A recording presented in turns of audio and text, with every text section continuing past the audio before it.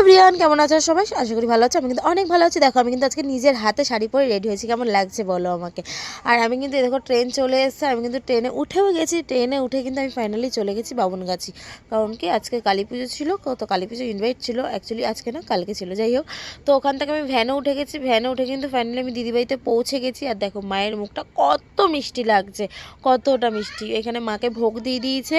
আর আমি এখানে মাকে মিষ্টি, মায়ের জন্য মিষ্টি নিয়ে এসেছিলাম। মাকে মিষ্টি দিয়ে আমি প্রণাম টনাম করে নিজের মনের একটু কিছু ইচ্ছা চাইলাম, আর মাকে ভালো থাকার কামনা করলাম, মাও যাতে ভালো থাকে। আর কারণ কি, আমাদের ভালো রাখতে গেলে তো মাকেও ভালো থাকতে হবে, তাই না? তো তারপরে আমি মন্দিরটা দেখেছিলাম। মন্দিরটা এতটা পছন্দ হয়েছে আমার, ওদের মানে ধারণার বাইরে। তারপরে কিন্তু কিন্তু সবাই বান্ধবীরা মিলে এখানে গল্প করছিলাম। সবাই মিলে গল্প করতে করতে দেখো, এখানে আমাদের একটু গরম লেগে গেছিলো, তাই আমাদের ফান্ডা দিয়ে গেছে গলাটা ঠান্ডা করার জন্য। তারপরে কিন্তু এখানে আমরা অনেক মজা আড্ডা দিচ্ছিলাম, এখানে অনেক আনন্দ করছিলাম সবাই মিলে। আর কী কী খাওয়া দাওয়া করলাম দেখা হচ্ছে নেক্সট পার্টে। ওটা